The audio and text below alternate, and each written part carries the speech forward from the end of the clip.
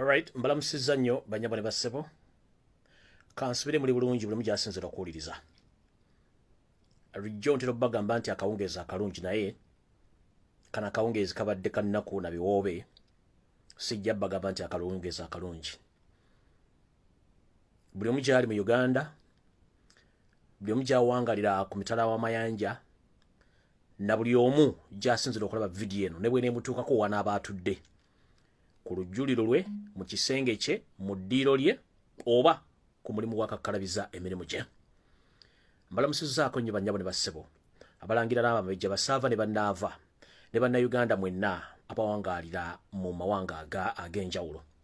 Kansubire muli bulungi. Nzize kipayopayo olw'ensonga nti waliwo ensonga ezitagenda bulungi okuva ku makya nzize enzigoberera. Era bwedda nzijja nkola posti ez'enjawulo nga ngezaako okuba informinga, pressure badde nyingi, era nja kusooka okusaasira mwenna abasobodde okufuna nga mufunye ebirwadde bya pressure nga bittuse, gattako alusa, abakaabya amaziga, abanakuwadde, abamenyese emitima, abagumye, wopo n'abo bwenna abagambye nti kati ekimala kimala. Mbalamusizaako nnyo. Kyenja okusooka obbagamba nga sinatandika wadde ekigulalo gye sinakitandika. Njala kubagamba nti kibayita struggle si kintu kyaba mitima binafu. Kibayita struggle kuba kwewaayo oba obulamu bwo bufiirwa ng'olwanirira abantu abanadda okweyagalira mu Uganda, ekyo kibayita struggle. Njagala okwongera obbagumya nga sinatandikawo baka bwange nti buli muntu yenna munnayuganda gy'ali. Oli mu Uganda, oli Bulaaya, olina okuguma n'ogamba nti ekimala kimala, kyonna ekijja tugenda nakyo. Essaawa zino we twogerera okwafa okw'abobwe mu Uganda, bali mu kibululu ky'amasannyalaze nti Yosefu Tabaisirwa Mutono wa Kaleekezi alagidde amasannyalaze gaggyibweko olw'ensonga ezize z'amanyi nga y'omuntu ze ngenda obbalambululiramu. Eyakatuuka nno mbadde njagala oweereza obubaka buno obwongereyo ku banno basobole okujja okuwulira obubaka buno, kubanza okuva jjo nzize nkuŋŋaanya amawulire gange biki ebinaabaawo. Ne ku makya nayagadde okuteekayo ekibandiiko ekigamba Robert Kyagulanyi Ssentamu ayinza okukwatibwa. N'olwokuba nti bwe yayise ku red block eyasoose n'agenda ku laaraye ne ŋŋamba kyandibanga si kituufu. Naye bw'amaze omukwata n'enzijukira nti ensonga zaali ziŋŋaanye nti Robert Kyagulanyi Ssentamu alina okukwatibwa akawunge ku makyagaaliro atwalibwe. Naye kati nga bwe ŋŋambye nti ngenda tandika n'ekigula luggi kuba olwo mbadde mbalamusaako n'okubabuulira enyiike nga ki buli kimu kigende maaso, kati njala tandika n'ekigula luggi. Ekigula luggi kye kiriwa. Ekigula luggi ky'olwalo njala tegeeza bannayuganda mwenna gye muli nti kitalo nnyo ddala eky'Abaganda baffe abaluguzeemu akaba olw'okuba nti bavudde mu bulamu bw'ensi eno mu ngeri ebadde teri nti neetegekere, nti abatamanya ŋŋamba bonna abasobodde okufulumya ebyasi n'okukozesa emmotoka zaabwe okukoona bannayuganda abatalina adde ekisasi okubatta bakoze omusango gwa naggomola. Enna vidiyo eyasembyeyo okuddira ku eno gye ndi mu kwogeremu nabagamba ekintu kimu. Nabagamba nti abantu bonna n'abasirikale abali mu Kampala n'abatereddwa bonna si bannayuganda. Ne mbagamba ba kibinja ekyenjawulo ekiri mu magye ga Uganda ekiyitibwa SFC. Ne constitution ya Uganda kyetamanyi era ekyafunirwa ekitebe kyakyo obutongole nga Yosefu Tabaisirwa Mutono wa Kaleekezi yakakiggula weeks 3 emabega. So no ekitebe kya SFC ge magye amanya Rwanda Yosefu Tabaisirwa Mutono wa Kaleekezi ge ye trainingira n'agateekawo okumusavinga okukola ebikolo bye Londamire bakoze. Bulijjo mbagamba nti SFC balina right to shoot and kill buli muntu yenna. Era olwaliro bakituukiriza bwe mbagamba ennamba y'abantu entuufu ettiddwa saagala buli muntu akaabe. Ekituufu kiri nti order yafulumye nga ya shoot and kill olwaleero. Era part of the SFC abakoze operation olwaleero basiibye era ne basula mu State House e Nakasero. Gye bavudde abamu nga bali mu ngoye eza leeya, abamu nga bali mu ngoye eza uniform okufuluma. Ebika bya poliisi ebyambala engoye zino wammanga okuba buzaabuza bireme babuzaabuza. Poliisi eyambala ebibombola eby'amadowadowa eyo poliisi nayo eri mu SFC. Poliisi eri mu ngoye za bulijjo, wepo ne poliisi eri mu ngoye enzirugavu gye bayita eya VVIP. Zezo uniform 3 olwaleero Yosefu Tabaisirwa Mutono wa Kaleekezi zaakozesezza okugezaako okuteeka amajege mu Kampala okuba nti gatererizinga abantu n'okubatta. Kikyali kigula gi video tennaba. Njagala kutwala okunyolebwa kwange era n'okusasira kwange ab'eŋŋanda abakona b'emikwano abantu abaviiriddwako abantu babafedde mu kibuga Kampala n'okwetoola eggwanga lina. Ennamba entuufu efudde babadde abantu 20+, bali 20+. Naye olw'ensonga nti Yosefu Tabaisirwa Mutono wa Kaleekezi n'amajege babadde bataddewo akakodyo bannayuganda ke mutaategedde nti buli muntu abadde afa nga wabaddewo emmotoka y'ekika kya drone zino kamunye empya eziri mu Kampala eziringanga Buffalo ezo emmotoka waddewo drone enjeru ebadde etambula ng'epiikinga buli muntu yonna attiddwa emmotoka yebadde ekendeza ku mirambo okugjawo ennamba kyova olaba nti n'abamawulire abasinga obungi kamera zaabwe zimu bazibaggyeko ne babaggyako memory card okugezaako okweka obujulizi obw'abantu abafudde. So I'm going to repeat this statement in English. As we speak now, the riot which has taken place right now in Kampala, it has claimed almost 21 Ugandans who were shot by SFC, the army which is responsible to protect the refugee, the Rwandan origin refugee who claims to be the president of Uganda, Yoseri Tibahabaro Tabaisirwa, the son of Left Kareches. So they had a trick behind using a white vehicle known as drone to pick each and every person who was killed by SFC. So that was the trick behind that. As we speak now, almost we've lost 20 people who were killed by SFC. The special force, which is the special force which guards the refugee who claims to be the president of Uganda, Yoseri Tabaisirwa, the son of Red Kareches.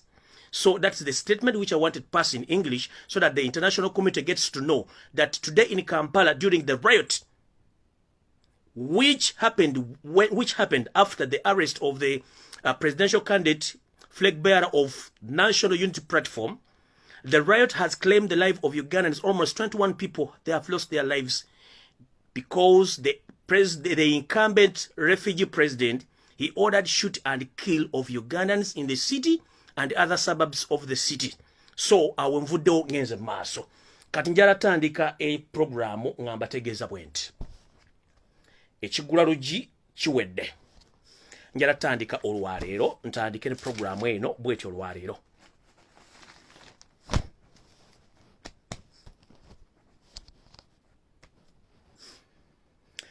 Njagala muntagingire president wa ggwanga Yoseri Tabaisirwa mutano wa Karekizo Munyarwanda. Njagala muntagingire Charles Peter Mayiga Katikkiro wa Buganda. Before nga sinakola statement yonna, njagala mbere loud and clear ebikolwa byonna ebibaddewo olunaku lwaleero. Charles Peter Mayiga eyayita Katikkiro wa Buganda Kaloli Wasaanya abibaddemu n'omukono ebitundu 8 ku buli 100. Nkiddamu Bobo oli Munnayuganda, Bobo oli Muganda ng'oyagala change.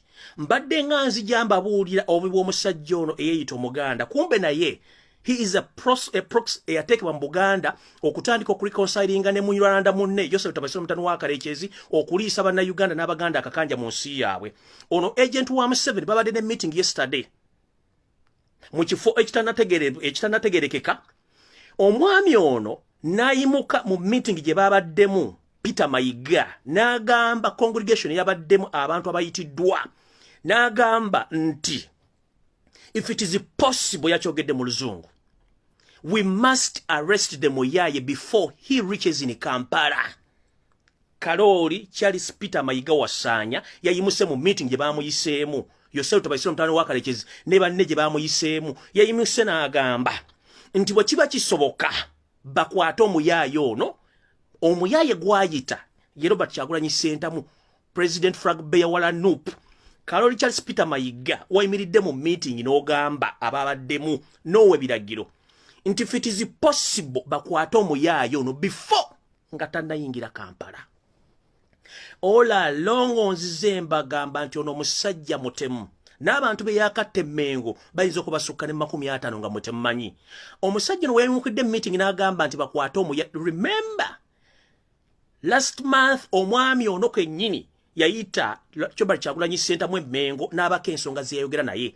Naye nze nabagamba mu kusooka ne mbagamba sakkiriziganya nsisinkana ya Mayiga na Kyagulanyi Ssentamu kuba guno omusota ngumanye. Era nze namanyi ebijja okuvaamu. Ebivuddemu ntolwokuba nti ono mukozi wa Museveni abadde alina obbawa information ekwata ku Robert Kyagulanyi Ssentamu. Era omwami yamaliriza bamuyise mu meeting akawungeeza olunaku lwajjo ku kire ekikeesezza olunaku lwaleero n'atula mu meeting yayimuse n'agamba nti bwe kiba kisoboka bakwata Omuyaye ono nga tannotuuka mu Kampala.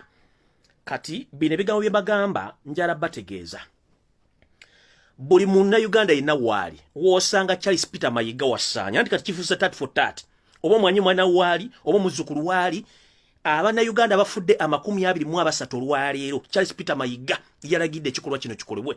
Remember baze balagira okukwata Robert Kyagulanyi Ssentamu nga nzija kuba meeting zonna wezibaddewo lwakuba nti no nabadde ensola zange zadde a bit late okutumpa information eno ne wezijidde kusanga mukago gw'emisana already ng'ekintu kyo kimaze okugwawo naye nga mbategeza Charles Peter Mayiga wonna womusanga ku mukolo oba ayambadde atya akolebweko ng'obuyinza bulagira kino nze nkiragidde ndikiwoza mu ggulu Karoli wasanya Charles Peter Mayiga yita Katikkiro wa Buganda wonna womusanga ku mukolo ayina obuvunaanyizibwa 10 ku bantu abafudde mu Kampala n'okukwatibwa Robert Kyagulanyi Ssentamu kubanga meeting yabaddeyo na raising a point nti mukwate omuyaayo oyo nga tannatuuka mu Kampala meeting bagibaddemu ekiro era olukiiko ndolwabuka nga bakkiriziganya okukwata Robert Kyagulanyi Ssentamu kati abantu abamu bayinza okulowooza nti kyembagamba kyabwewussa nzize mbagamba nti state eyina olukusikuusi olw'okukwata Robert Kyagulanyi Ssentamu nga beesigama kawaayira kagamba nti COVID-19 mu Uganda mwali era buli meeting zenkuba nga bakyusa nenzenkuba nga bakyusa kati bana abasajja bakoze akakodyo bwe kati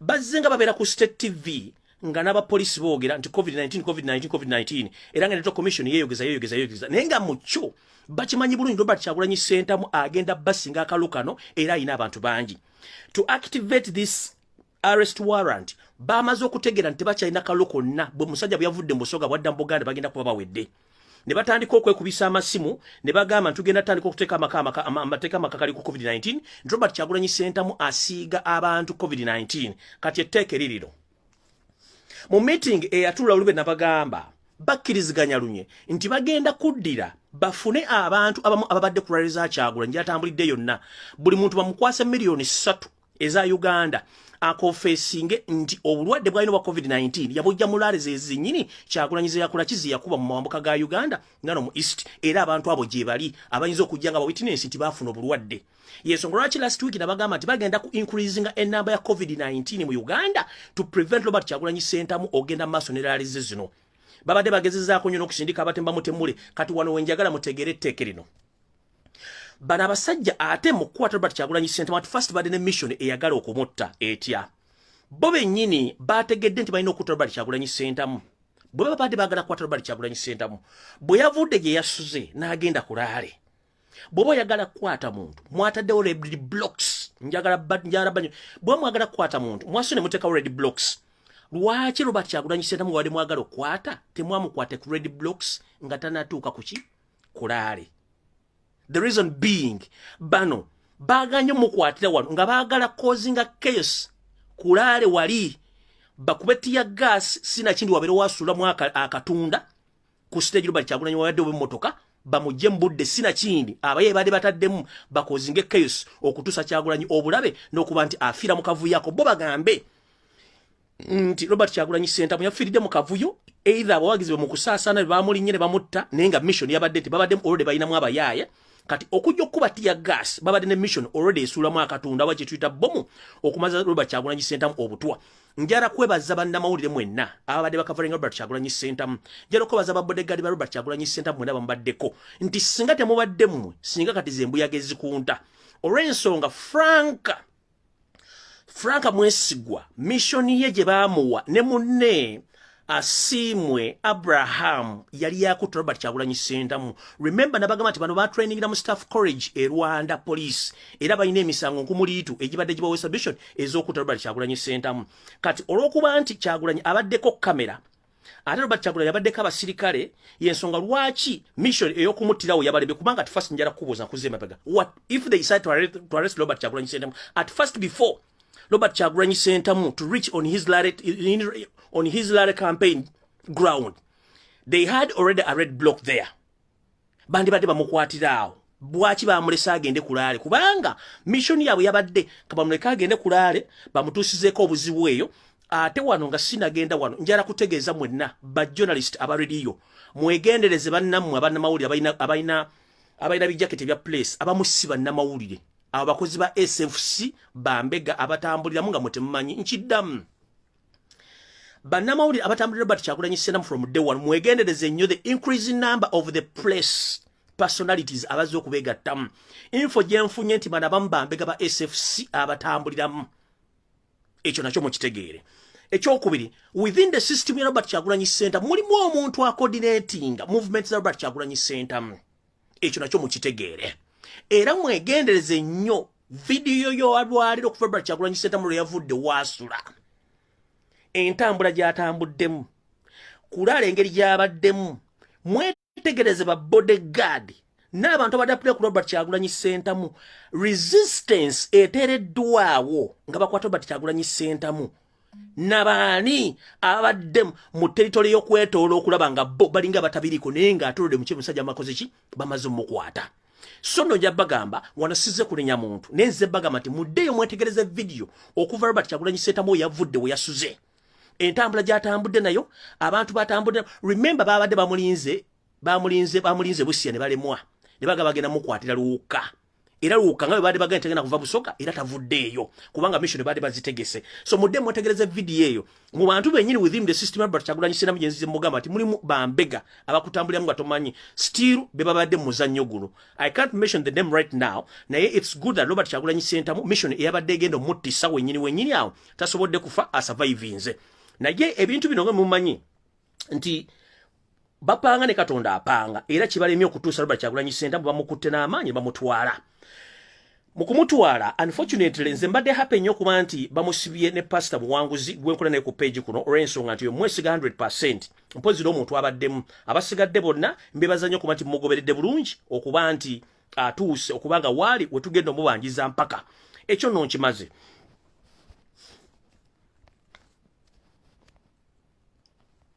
Musawa zezimu ezemalagesi emisana bagambye nti government planning okujjako amasanyalaze post mugirabye ekigendwa ky'okujjako amasanyalaze kibadde nti akawungezi ka leero basuubira okutwala Robert Kyagulanyi Center mu omujja ennalufeenya omutwala mu kifo ekitannategeera kawenjogera kati sawa zino era bali mu muvuga mutwala ekigisako amasanyalaze gano tebaagala muntu yenna amanyi nti bayisawo Robert Kyagulanyi Center mu mutwale wantu wonna. Yensonga lwaki bajjeko amasanyalaze bamutwale nga tebategedde bantu Robert Kyagulanyi Center mu agenda kuyitaano yensonga era ndoza bamufulumiza naye ate njala bagamba mwetegereze nnyo era monitoring ennyo oba bamufulumiza nga yego bafulumiza otherwise bandi batege ekiwaani ne batwala omuntu omulamuzi bafulumiza Robert Kyagulanyi Center mu nga bamusigazizza munda kubanga mission mpanvu ntandise bwendi.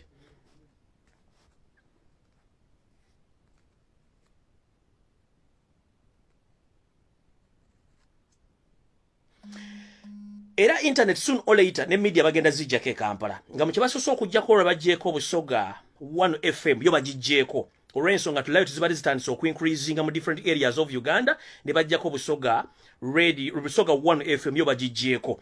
So ekyokubiri bagenda kwanawunsinga curfew okuva ku ssaawa emu ey'akawungeezi gye tuyita PM mpaka ku ssaawa emu ey'amakya buli lunaku bagenda ku increasing curfew countrywide. Ekyo nakyo mberenga mukimanyi.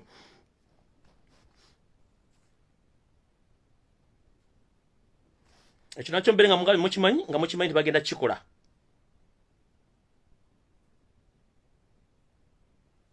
Ekyokubiri njagala buli muntu yetegereze olwaleero kino kibagambe era ddala buli muntu yenna mu day to tomorrow buli Munnayuganda yenna njagala kugamba ekintu kino.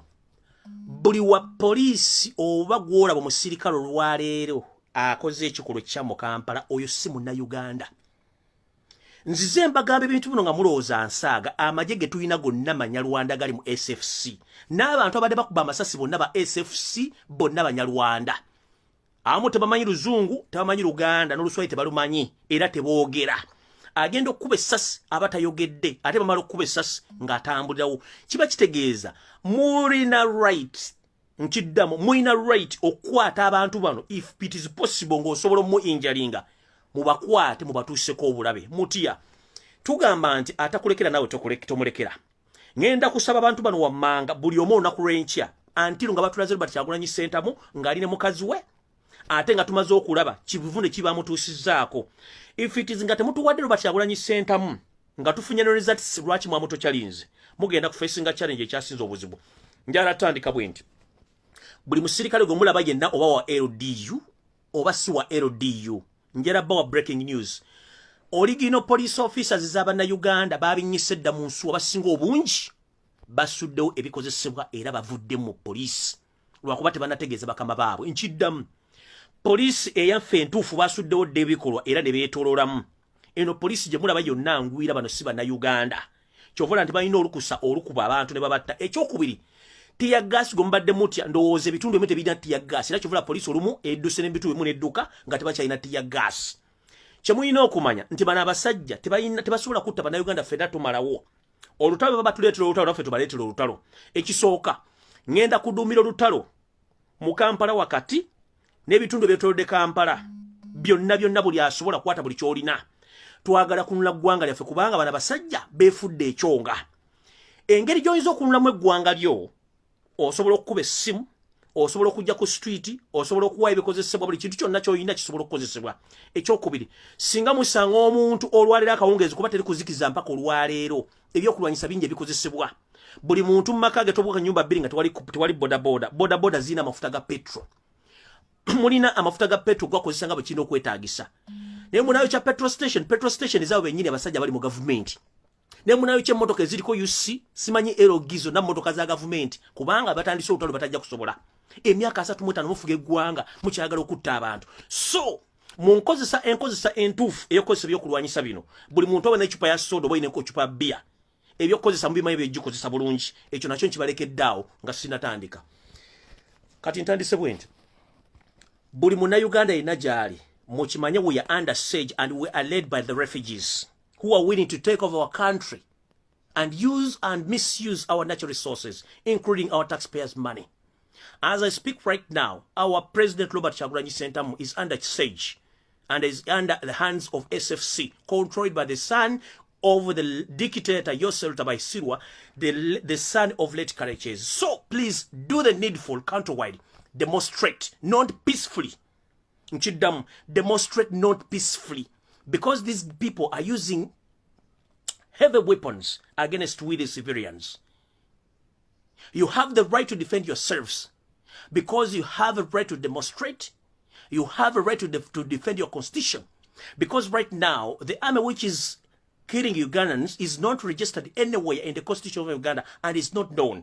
Recently, I was talking to you and I told you that, the catastrophe which is going to happen in Uganda is the person who is going to be accountable is going to be Rebecca Aritwara Kadaga. She's no longer honorable because at her age and her reasoning capacity, she came out publicly on the public television and she uttered such a statement. She said that if it wasn't me as a speaker, Yosel Tabaisirwa, the son of Karekezi, he would have not been in Uganda right now and as a president. Oyo mukazi bwatu beyagamba. Nti singa tabadenze na Yosel Tabaisirwa mutano wa Kareki yandibadde si president wa Uganda era nga taliiko. Kati omukazi ng'oyo tazaalangako takyagenda mu nsonga. Talina kyafiirwa.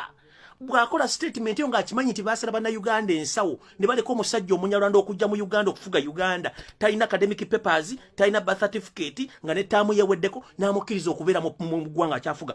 So gino emiramba 23 egifudde Rebecca Kadaga you accountable kubanga mwamisiridiga bannayuganda ne entire parliament ne mukkiriza gwe kennyini n'oyisa etteeka n'okkiriza omusajja omutemu. So gino emiramba 22 egifudde you are accountable for the death of these 20 people.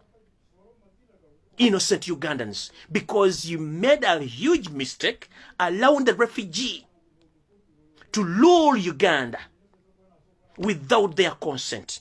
That was a big mistake and you are accountable for it.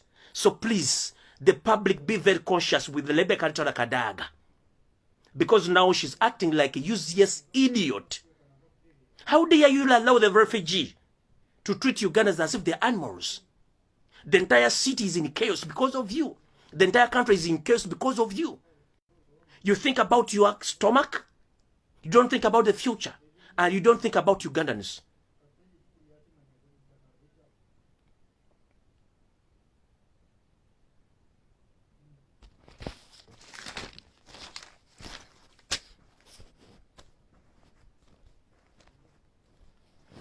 As we speak right now, the son of Karechezi, that is Mohoz Kanyerugaba Stu, the son of General Salim Sarakanda Naho, last night he ordered the army vehicles and private vehicles, which owned by the state, to knock and kill innocent Ugandans.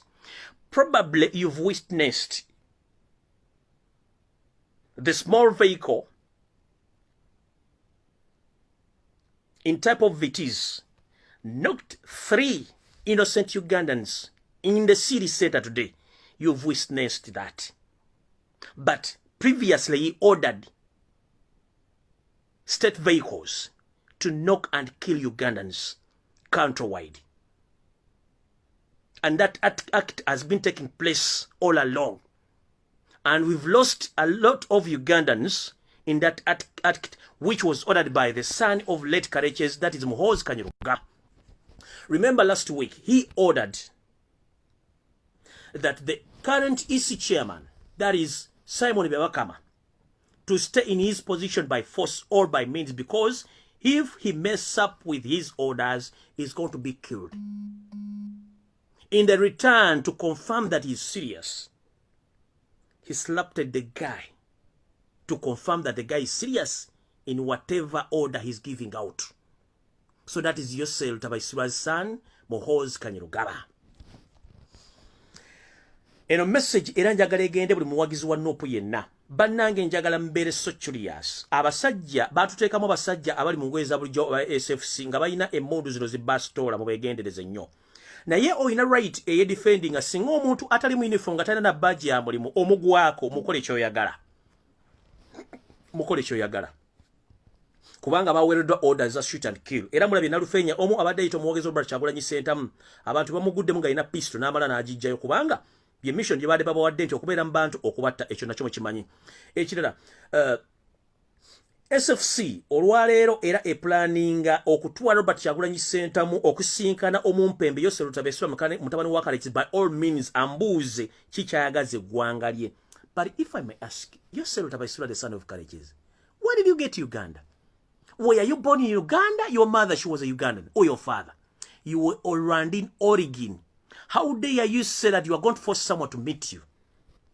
This is terrible. So be very careful, those who are following Robert Kyagulanyi Ssentamu whenever they are taking him, because the information which I got that they want the SFC to take Robert Kyagulanyi Ssentamu direct to Yosel Tabaisira mutani wa Kareches, and he might think that the man can be viable or can be convinced to change his mind to become the president of Uganda.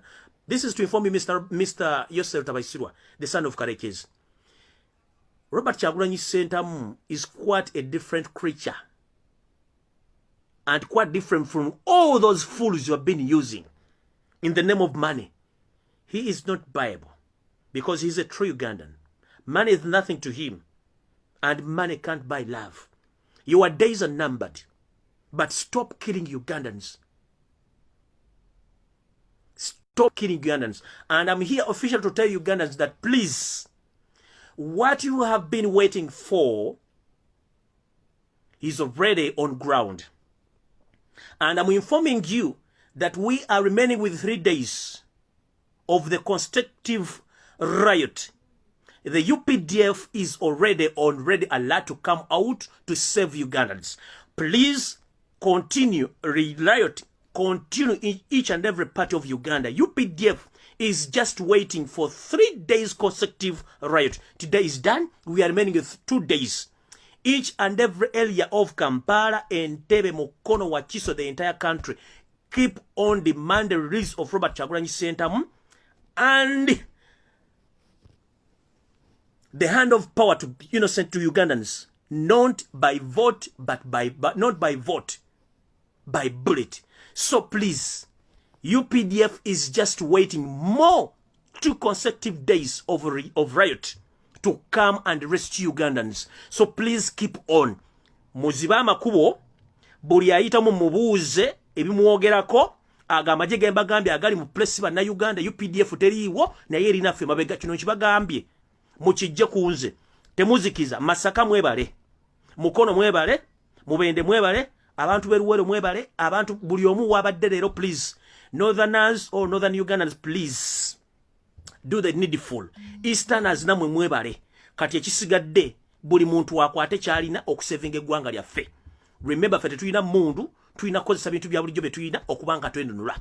buli muntu yenna wali tetwetaga genda musiko kubanga ebibira babisawo tetulina buddobo kye tulina ku defending a constitution nga bwe tugamba by all means tujja ku street twekalakase akukuba essasi mu mukwate mudiringe naye buli mmotoka neje mulanga ya government mujumeko omuliro buli muntu yagamba nti munyampi kati njagala kulangira ni city Kampala. If you see anyone putting on a yellow t-shirt, treat him gently. Tit for tat. Buli gomulanga yambadde yellow t-shirt mu Kampala wakiso mukono the entire country. Treat him tit for tat. Anti tibatwagala kadaffe katubalagireko bwerere. Njagala bagamba t-shirt yellow n'ekibiina kye kigenda tandika okufuuka olufumo ate mugenda kimanya nti yabalula esiridde whereby mugenda tandika okuzeyambulamu to save your lives. Whereby nti muloza bannayuganda basiru ototya omuntu because you have ruled for 35 years ng'oyagala kugifuula monarchy kubanga musomye theory mufunye ssente mutudde ku bannayuganda n'okwata emundu you shoot omuntu asasula omusolo n'omutta ng'okozesa foreign machineries nga bannayuganda baganya okukola omulimu ogwo. Kati this is the calculation whereby let me inform you this. Probably SFC tebaweradde emitwalo ebiri bali between mutwalo. First family tebawera wadde abantu abawera 1,000 bali mbibiri. Kati tuddira batya miliyoni 45 zimanyirwa abantu abali mutwalo gumu mu 12,000. Tugenda chikola wetu to minimize the damages. Tulina targets zetwagala. Let me mention these targets to minimize the damage. Tulina targets zetwagala. Who are those targets? We have Muhoozi Kainerugaba. That is the first target. We have Eri Tumwine. That's the second target. The third target is Salimu Saleh. The third target kubanga ono ye yoseri tobasirwa obudde buweddeko talina buzibu. The third target abaana baabwe bonna zezo target nnya zetulina okufuna agamapesa gigatuleetedde obuzibu agamapesa giga first family. Muhoozi Kainerugaba first target oyo bwavaawo ne mujjawo Tumwine ne mujjawo Salimu Saleh. Kati bano bonna abadde bakuma obuku nabadde bawokya obunya bajja kuba bamaze okuggwamu amaanyi. Remember badikiteta bonna mu nsi yonna kasito bajjako key figures oba bamaze ne Museveni bwato bwe yamala okukola mu nsiko n'asooka atta key figures z'abantu bali mu government n'abajja kuba elite baki bonna n'abaddusa n'abatta weyawangula olutalo. Kati ffe twagala ku minimizing costs oba twagala ku minimizing damage eri bannayuganda obata losing bulamu bwabwe. One, kasito ojjawo Muhoozi n'ojjawo Salimu Saleh n'ojjawo Eri Tumwine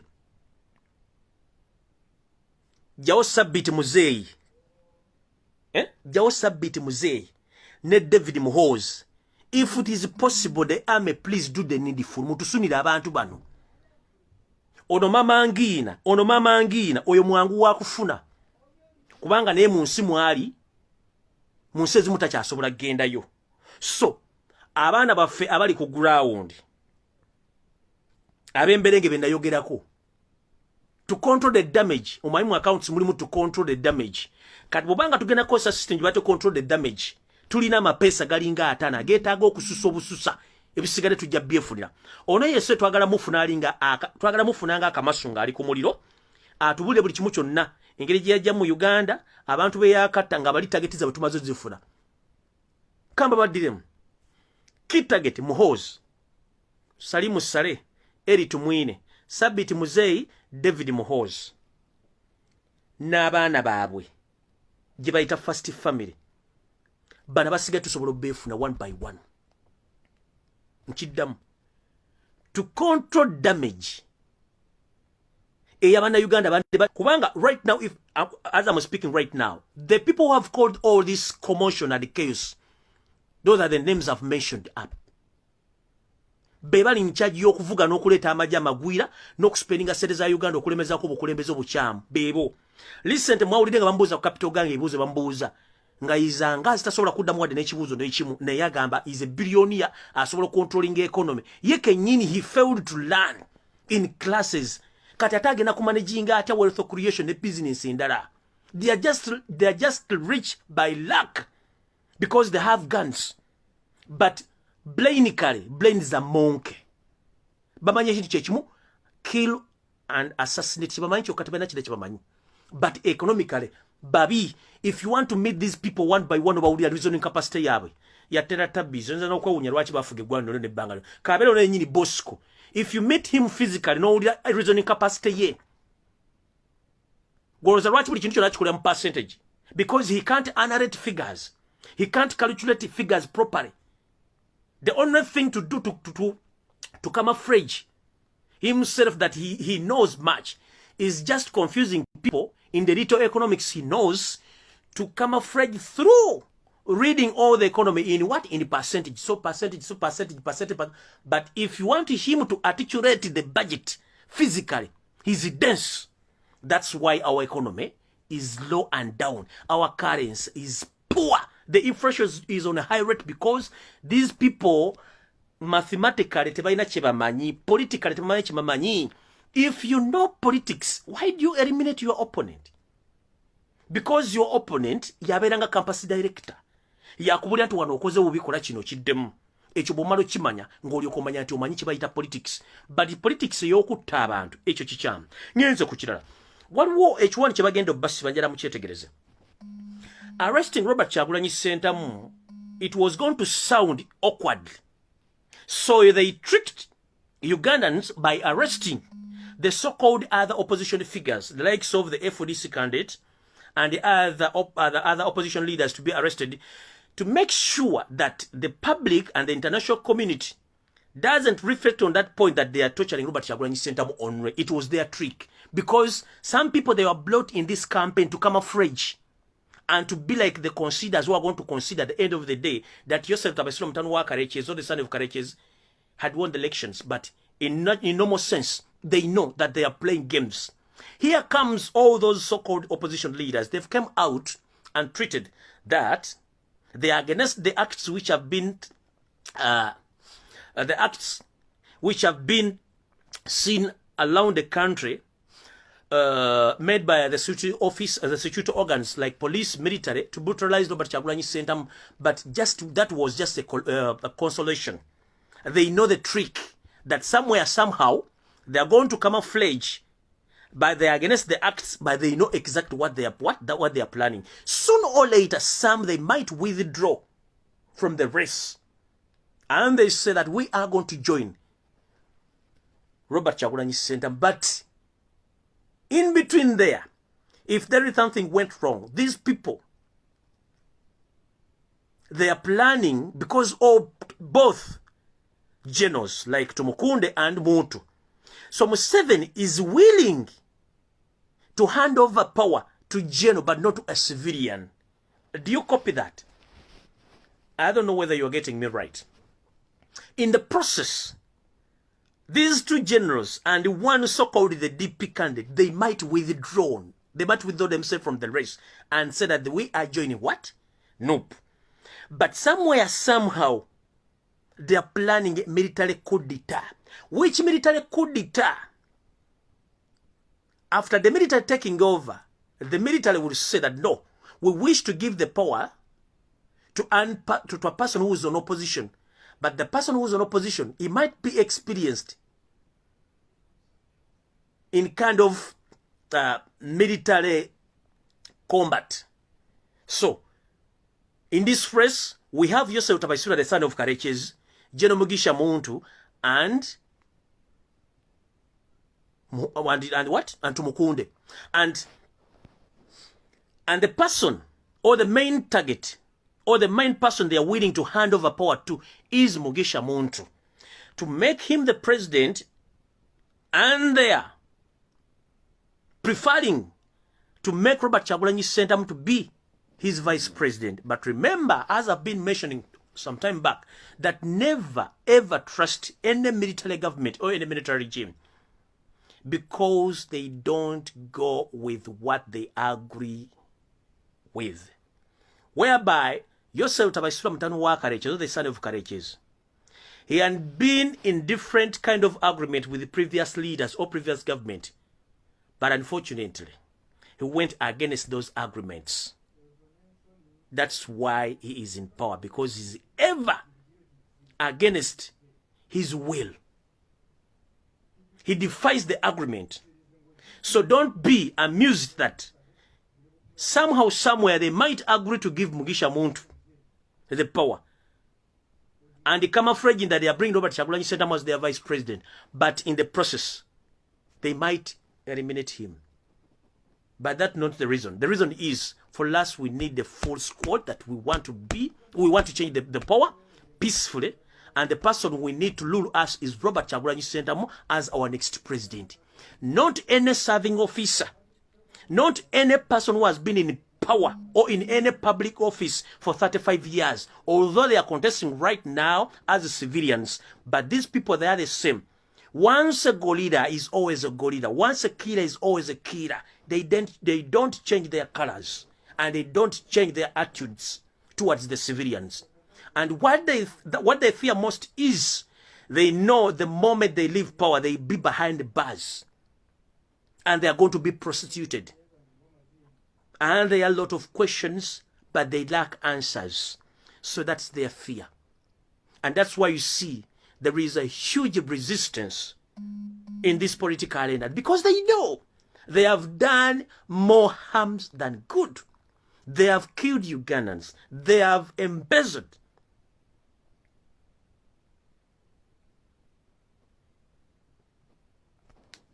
Let's continue with this video.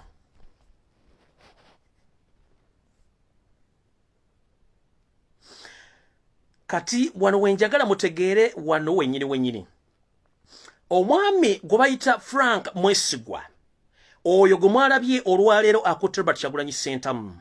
Omwami ono bagambye nti yalina emisango gye buvuddewo katono nnyo. Era egyamuka mu vi ne bagamba nti bamugobye mu poliisi. Frank Mwesigwa yakyusibwa oba yawummuzibwa n'aggyibwa mu poliisi. But unfortunately, it was just a cover-up. Because this guy is a Rwandi origin. Although he had been in Uganda for so long, he knows the local languages. And he pretends to be a good officer, but unfortunately, he is a terrorist. One, his story was similar at first.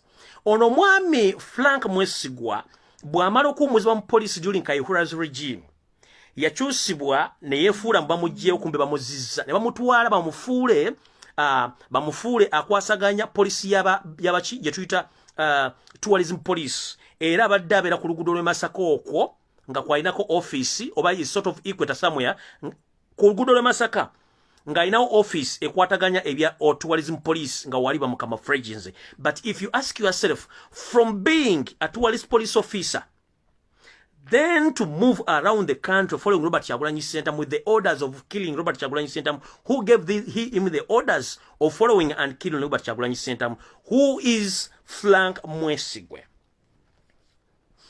Frank Mwesigwa, he's a serial killer. He is among the clique which led the assassination of late Andrew Kaweesi during the regime of Kareches Kayihura.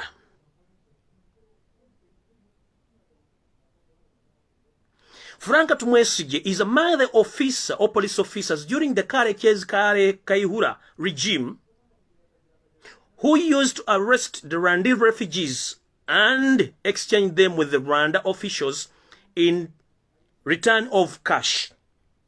And all those refugees who were returned to Rwanda, all they were killed. Because Rwanda government was scared about those refugees who used to reside in Uganda. But Mwesigwa Frank was assigned by the Rwandese government to monitor and arrest and return those refugees to Rwanda government, which he did well during the Kayeche's regime. So he got a lot of money from Rwanda's government because, remember, I've told you some time back, this guy was trained in the Rwanda Staff College Police Academy.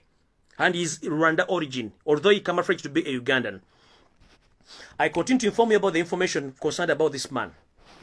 He is among the officials who used to give thieves and highway robbers guns to steal banks, steal from rich people in Kampala, and they end up killing those people.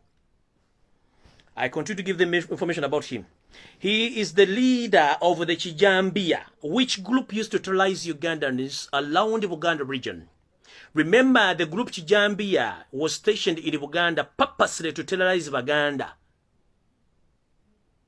That group used to rape and kill women in Uganda region with the purpose of getting money from those people, and they used to alert people in different areas that please be aware, next week we're going to be visiting your area. If you have money, please pay that money before it's too late. If not so, we are coming for your life.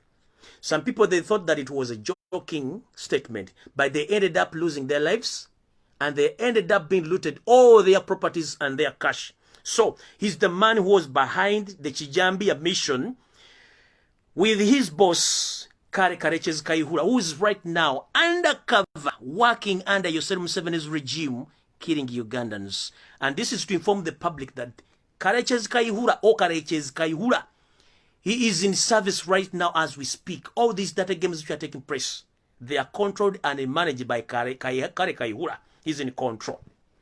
So, if I continue giving you information about this Mwesigwa, so all these police officers and public figures in Kampala who have been killed, this man, he was among the people on that clique of assassinating Ugandans. One, Major Chigundu, the husband to Mama Fina, the so-called Sylvia Namutebi.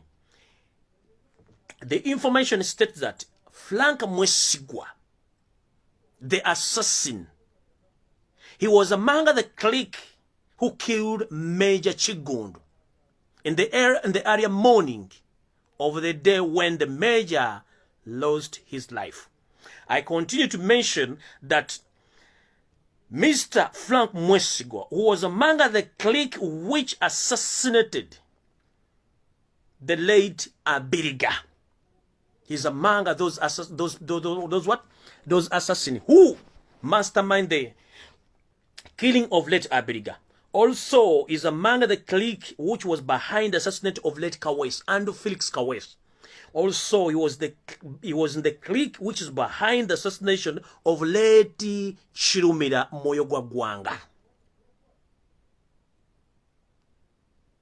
With his colleagues, one time reached, Yosef Tabasuram, the son of Kareches,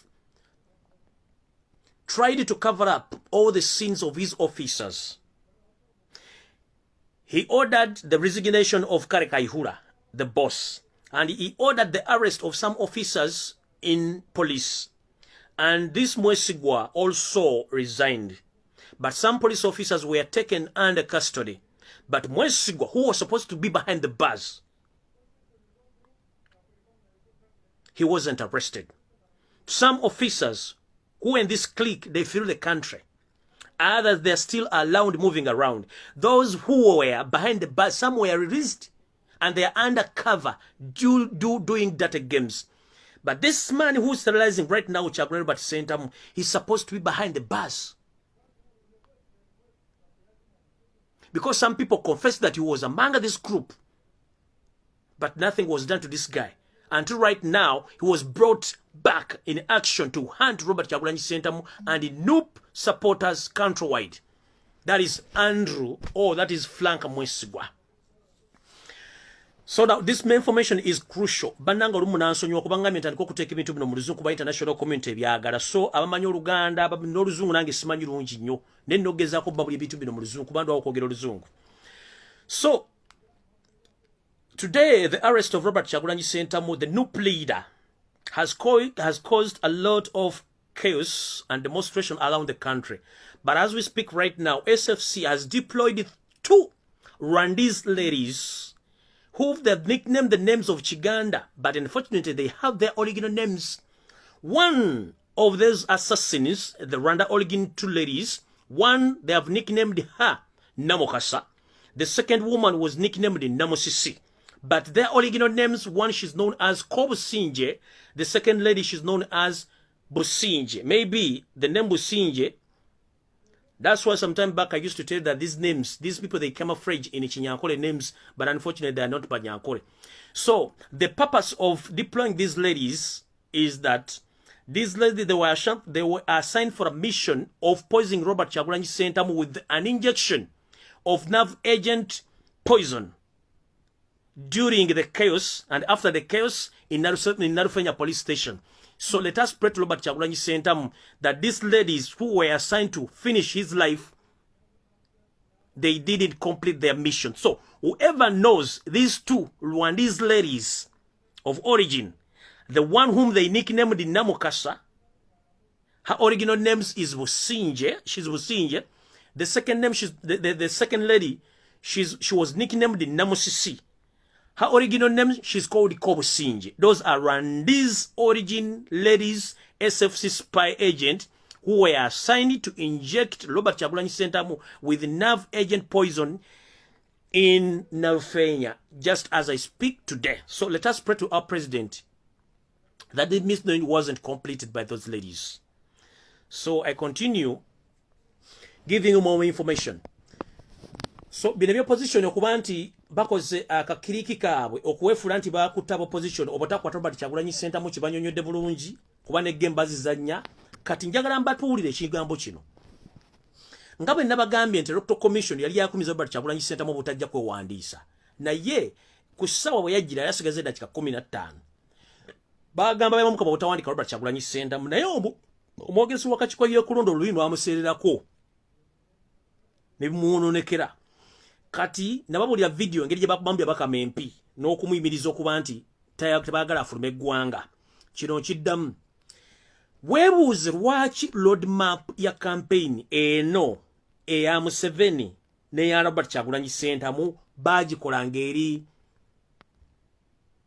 clockwise nti bulijjo ba agent bwe babeera mu bitundu ebyenjawulo bannaabwe tebalina kubeera balina kugendayo ng'ono amaze weebuuze lwaki Robert Kyagulanyi Ssentamu bwe yagenda mu north immediately Joseph Tabasula mutamu wa Karekezi naye n'agenda mu north kubanga baakikola nti Robert Kyagulanyi Ssentamu wava Joseph Tabasula mutamu wa Karekezi walina okudda mbu n'alimbulula mu kulimbula bagenda ne vans of billions of money zibatandise okuwa ku byalo nga ba agenti babwe okusasula abantu okubajja mu ndowooza Robert Kyagulanyi Ssentamu gy'abagambye so kino Electoral Commission yakidrafting ekimanyi nti bateekawo tteeke nti Robert Kyagulanyi Ssentamu wanaava nga Museveni wakola ki Museveni wanadda naye nga mu mateeka tekikirizibwa mu mateeka kikkirizibwa nti omuntu campaign candidate wava ono gwavuganya naye oba omulala agent aina kuddawo after naye ono wava oli wava ono wava basinkane makubu kino kitegeeza nti bano abantu bakola ekintu kyabwe nga bakimanyi bulungi nnyo nti omuzannyo bagenda gukola nti ono wava we balimbulula ono wava we balimbulula okugezaako nti ono wanaamalira okumala campaign ze Museveni ajja kuba maze okulimbulula n'ebisuubizo byonna Robert Kyagulanyi Ssentamu byakoze ki byakoze akwe kali akakoddi tekali akodyo ng'Electoral Commission naye yennyini ekirinamu omukono era ekimanyi ngenze mu maaso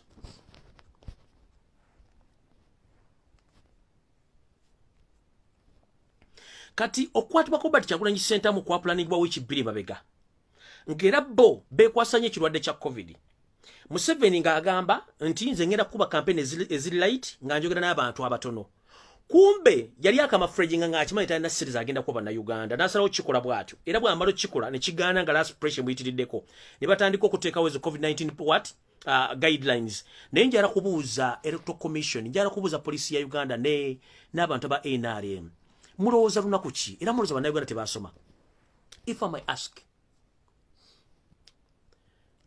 in the procedures of orders I think the arrest of Robert Kyagulanyi Ssentamu is purposely politically because the state is in panic due to the huge number or to the huge gathering of Ugandans who are supporting Robert Kyagulanyi Ssentamu. It's not because of COVID-19. Because you've played a big role of lying Ugandans that we have COVID-19 in Uganda. By increasing the number after observing that Robert Kyagulanyi Ssentamu is followed by the huge number or the huge number of supporters countrywide. So you went into panic. So you decided to increase the number of deaths which is caused by COVID-19. to make sure that somewhere, somehow, you must engage Robert Kyagulanyi Ssentamu to stop him from campaigning or to arrest him. And you have been arranging these orders of arresting Robert Kyagulanyi Ssentamu. So if I may ask you, any presidential candidate, he is not supposed to be arrested in such circumstances. If you want to arrest the presidential candidate, in fact, before you arrest him, as you stated that he's breaking the health laws in Uganda, or is breaking the COVID-19 laws in Uganda, I think before you arrest the candidate, you need to serve him or to give him the guidelines. But what you did, the Minister of Health didn't give him, Robert Kyagulanyi Ssentamu, the guidelines or the new instructions of COVID-19. Electoral Commission didn't serve Robert Kyagulanyi Ssentamu or invite him to tell him that you are breaking the COVID-19 rules and regulations, because it's the Minister of Health started changing its statements, saying that from 70 members of the public to come to the political rally, you increased from 70 to 200. Since from there, you started making simple tricks or ways of arresting Robert Kyagulanyi Ssentamu because you knew exactly you were in panic. So, police, mukolera ku mateeka gaani okwata omusajja Robert Kyagulanyi Ssentamu? Muli ba Minister of Health, muli ba Electoral Commission. Olwokuba nti mu gavumenti yammwe muba temwasoma temutegeera, mwe okwata presidential candidate mwamenya amateeka g'ebyobulamu. Njagala babuuza, ani yasavize Robert Kyagulanyi Ssentamu rules empya eza COVID-19 before nga tennamukwata? Ani yasavize Yosef Tabaisiro Mutanu wa Karegezi rules and regulations empya eza COVID-19?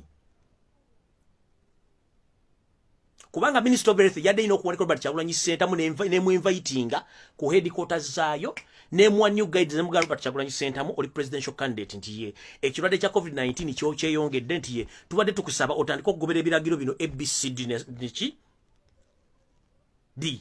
Era ne Electoral Commission yandibadde etekako recommendation yayo nti okusinzira ku Minister of Education kyetuwadde twandibadde tugobera ebiragiro ABCD naye Electoral Commission tesavinga ku Robert Kyagulanyi Ssentamu, Minister of Health temusavinga nkako. Mumukutte mu criteria ki?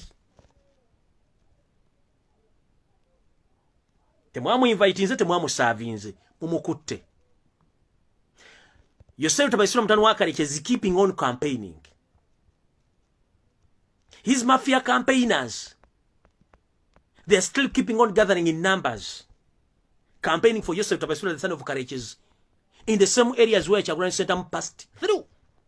They are not stopped. They are still campaigning, but the person whom you fear, as if he's not a Ugandan, he's arrested right now, but police is coming out, giving false statements, lying to Ugandans, that Robert Kyagulanyi Ssentamu name Simaba Uganda mujifula toilet temusu mtu bana Uganda basobola kulaba, bana Uganda basobola okulaba ate reasoninga ekyo nga kimaze enanga nono musajja gobalese simanyani no gonde batadeko obugalubindi ne nakagundi ku musa ayogera simanyani simayo no asimanya mekokotho chola please tuli bana Uganda bakuzeemu tukimanyi ne wankubaddamu tetwasoma konyo ne tutegeera. Minister of Health yimiridde luda okufulumya statement eyo gwe nanga gyoyogererako n'omwogezi wa poliisi omulala gyayogereddeko. Twetaga Minister of Health ebeyogera ebintu bino si mwe ba poliisi omulimu gwe mugwa kuma bateeka na biragiro, so si kujja kukwata candidate nga temulina lukusa lumukwata. Ekyo kyo kimaze sigenda kivaako. Njagala kufundikira video eno ngamba bwenti olunaku lw'enkya n'ekiro kya leero mutandika okunoonya ebikozesebwa buli kitundu kyonna eky'eggwanga. Lusulenga lukoya n'enkya lukoye mu nnaku 2 Museveni bw'asigala mu Uganda mbaluka, kubanga mukimanyi tebagenda tuwa results zaffe za kalulu. Nkiddamu buli kitundu kyonna eky'e Uganda musituka amagye galinze ffe.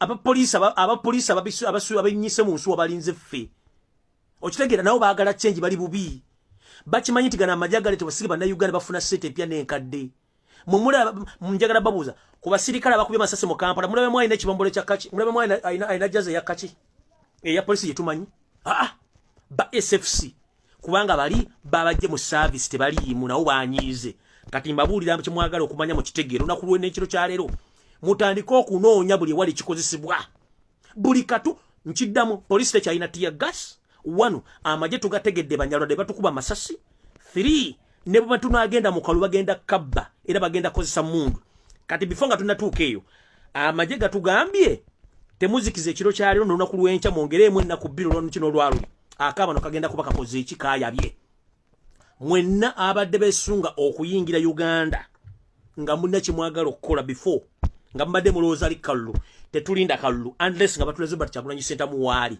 bw'aba taliiwo ekiro kya leero tutasigale nga tukola enkya buli wosanga emmotoka ya gavumenti abanyampi mbamanyi bulungi ekirungi munsanyusiza you can identify who is munyampi emmotoka zibavuga ezitavugwa nga mmwe mutandika okubanja ensi yammwe kubanga bana abasajja bonna beetaga kukwatako mukwomu kava zonna details zonna mukimanyi ghetto zonna mukimanyi countrywide mukimanyi ekyokukola mukimanyi teba batiisa era oli wajja ne mundu ng'ali muleeya oyo musobola muvumbagatira mukwate omuntu yena bwajjira mu uniform nga teriiko linnya mu mukwate nkiddamu mulina amacupa mumanye ekyokugakozesa mulina amayinja mumanye ekyokugakozesa abemberenge nammwe mbagambye budde bwemwe butuuse mulina butto mulina emberenge position za muzimanyi ensiko bagijjawo tetulina nsiko kyekiseera kino kimbadde mulina bale mulina spark yazze kati bali naffe mutuyambe ekintu kimu buli amanyi tuyagala change nga Uganda togenda kukiriza genda bukaluka na kekiyaye essaawa yeno musulenga muzoganya mumanyo bakwata mubamanyi abanyampi bali na buli kimu bali mugumusanga nga tali mu uniform nga uniform teriko linnya mukoleko ng'obuyinza bulagira gwe musanga ali muleya nga alina pistol oyo simu na Uganda mbega ate munyarwanda mukwate mukole kyemwagala target omukaga nzibabuulidde to limit the damage ekyo mukimanyi ebisigadde sigenda byogera kumpe wano bigina sigala nga biri hidden kubanga tuyina kye tuyita underground work je tutajja kwogera kumpe okuno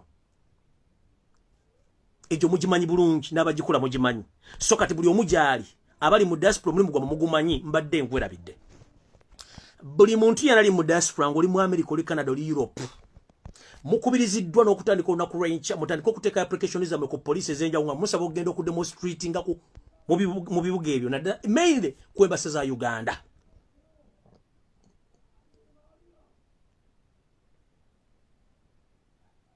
abagenda ku International Monetary Fund IMF nammwe tubasaba ali mu America please mukikole mutandika okuteeka ebaluwa ku baana abasajja baleka baagala tumanyira bumanyizi obeera otya ng'oleeta amajja agatali magule gatandika okutta bannayuganda so ekyokukola mukimanyi abakoze rehearsal lwali in fact today it was just a rehearsal so the main theme is tomorrow today it was a rehearsal Busoga Mbale, Jinja, Katakwi, Maraba, Moloto, Busia, Guru, Chitigumu, Guru, wana. Nakasongola, Mubende, Masaka, Luwero, Mpiji, Gomba, Metiana. Busuju, Chiboga, Mubende, Masaka, Kalungu. Tugenze Fort Potro, Kabalole. Tugenze Chihiji, tugenze Ibanda, tugenze Mbala, tugenze Wayo na please mutandika okukola omulimu kiro kya leero mutandika okuyiga bakyali bano bonna kubanga mbadde mukimanyi bulungi nnyo bana abasajja si baffe nammwe abanyankolo ligira bemanyi nga mukulemberwa nkiddamu abanyankolo abamanyi nga mukulemberwa omugabe ow'abanyankole mukimanyi bulungi nnyo bana abasajja bakamafulegi nga ensonga lwaki bakwata omugabe b'emiggo n'obwakabaka ne bagaana obbuzaawo bw'omumanyi ng'oli munyankole oli gino nga wakoba kamafulegi azebiyita abanyankole nga si banyankole please musevinga obugabe musevinge n'obugabe bamwe kubanga mu government ya Robert Kyagulanyi Ssentamu obugabe genda kuddizibwabo buli kitundu kya Uganda kirina okufuna omwenkanonkano gwakyo ne bekyali kisaba mu constitution ya Uganda. So obugabe bwa Nkole nga nammwe mu mind mwagala change muduumira abantu bammwe kubanga omugabe twakulabako olumu nga bakuba emiggo badde abataka bakaba baganya Nkole bamukuba emiggo gomunyonkano singala wageragera 20 yenale kabaka bavuga bamukuba omuggo nokuba kabaka wa Nyankole omuggo nagamba oli Munyankole.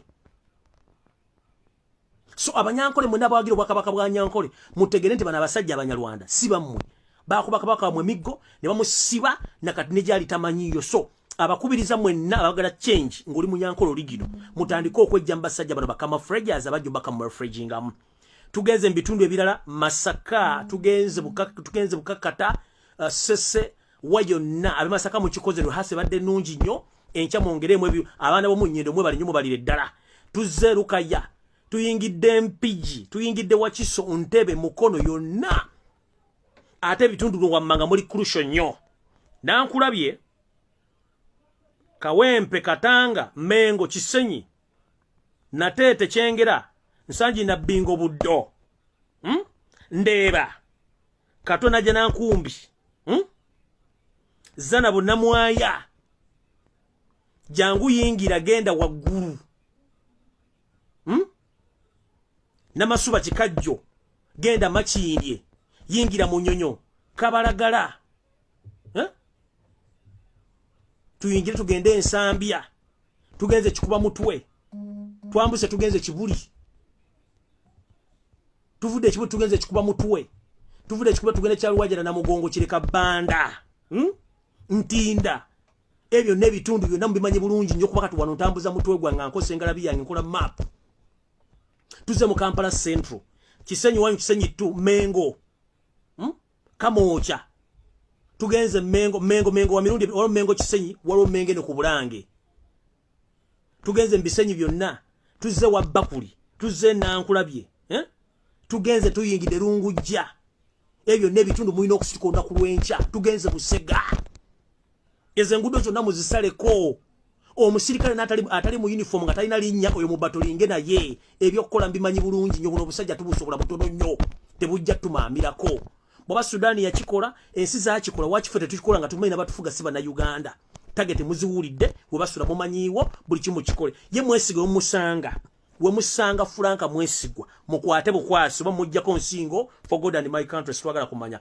ekirala Charles Peter Mayiga Kaloli Wasanya wonna womusanga ku mukolo I give the order mukwata amatayi munyigo buli maawa mukasuka woyagala takyali katikirwa Buganda okuva ya order linzo kwata bati Kyagulanyi Ssentamu n'okumutta nkiddamuze kino zo kyogedde Kaloli Wasanya Kaloli Charles Peter Mayiga womusangira ku mukolo oba ali mu bbalo mukwato munyigo buli maawa mukwato mukasuka omukolesha yagala kubanga kubwa katikirwa mugobako 216 era yose Thomas mutabani wa Kalekezi ya mulemezaawo mu meeting ya kutoba Kyagulanyi Ssentamu ono yayimbide n'agamba nti omuyayi mukwate bifonga tannatuuka Kampala abagala change message mugiwulidde n'abadde ku president mubali nnyo mubalire ddala n'abadde mu rehearsal zonna please musulenga mazo funa buli kimwe kyetaagisa bana basajja basaaga but concluding a video mu 7 making sure ndo bati Kyagulanyi Ssentamu mulamu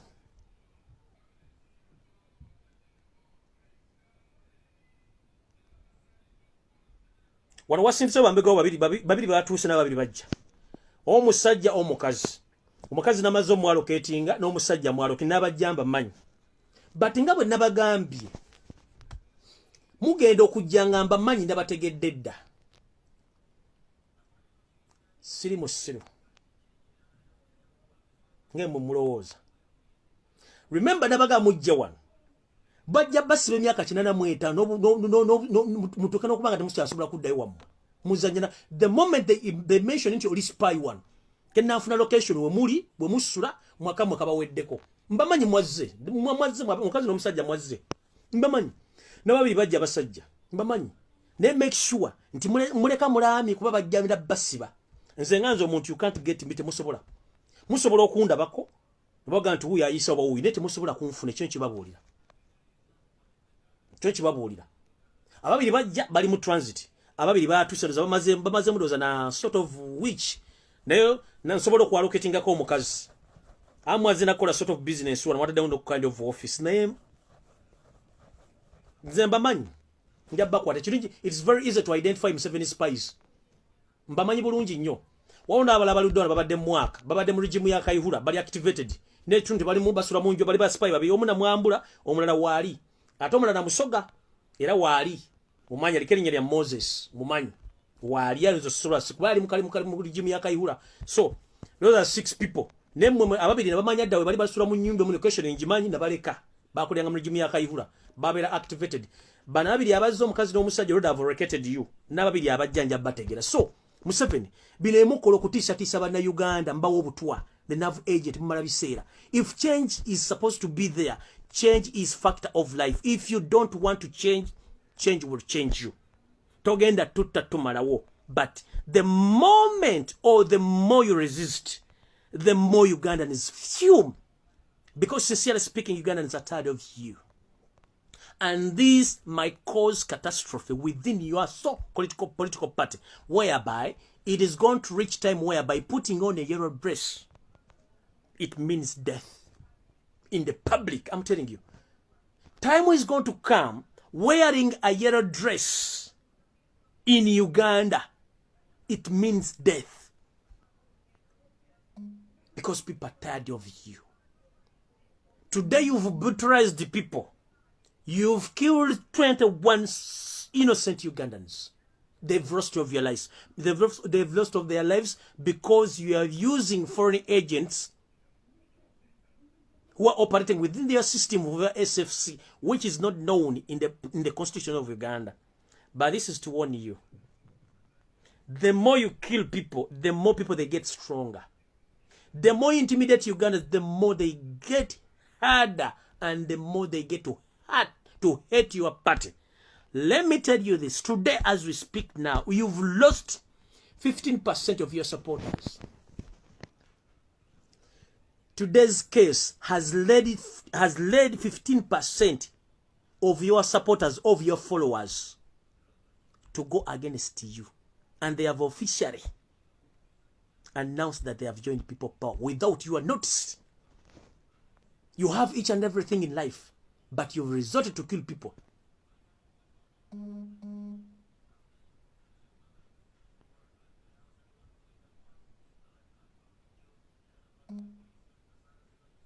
Nchidam mwenna encha bagenda okudda mukuma bagenda nakuziri B olwencha lwakumeka encha lwakusatu n'olwokuna zenaku UPDF bamajigedeza kusabye n'abala abali invisible to keeping on kuba bo baagala kintu kiwe bamanyi bakyagala. So keep on bamanyi target bazaagala bazimanyi weziri. But if you bamujjamu amachi tegeeza nabo bagenda kudde bo baagala kintu kimu. The moment you keep on bali bajja kuba bavaayo batuyambeko nefo mulimu fe tulina ogwejjira fenna ayina kyolina kikwate ateekamu akasente kateekemu ateekayo buli kimu kyoteekayo kiteeke kuba n'abasajja tubeesobole batono nnyo. These people, they are lucky that banafuna reply ya sasa eva mu public. The moment they will hear any reply from the blade from the public, togenda kuda ovubuko wambala engozi zitabutuke za green. Nabana ba SFC kubanga bakimanyisi banda Uganda n'amakubo tebagamanyi ekyo nkibabuulira. So please keep on firing. Temutia. Nayenze nkubuulira kino kanchikule open. Singa kyagula azuka ndi kitaliiwo. I physically nango ojja kunda bako wadde onoonya nze ojja kunda bako physically ekyo nkikubuulira. Singa kizuka ndo bakyagulanyi seta mutali nze physical ojja kunda bako. Ate nja kubeera kiroto kya ntiisa gy'oli. Ekyo nkikubuulira kubanga we need change. Tosobola kufuga Uganda ngeri mu mundu. So mbagaliza olunaku olungi naye buli mwana yenna ku ground n'abali underground, please mu keeping on nga mu firing. But the next or the last message is, we are all citizens of Ugandans. We love each other. Of different tribes. We don't like bloodshed. We need a peaceful transition of power. But if you keep on placing Ugandans by using the excessive force and killing Ugandans, the constitution of Uganda gives us power to protect our constitution and to protect our nation, as you did when you lost the election in 1980 and you went into bush war against Obote's regime. And the same way Ugandans, they will go against you. Stop excessive power and stop killing Ugandans. We are Ugandans, and we united we stand, or united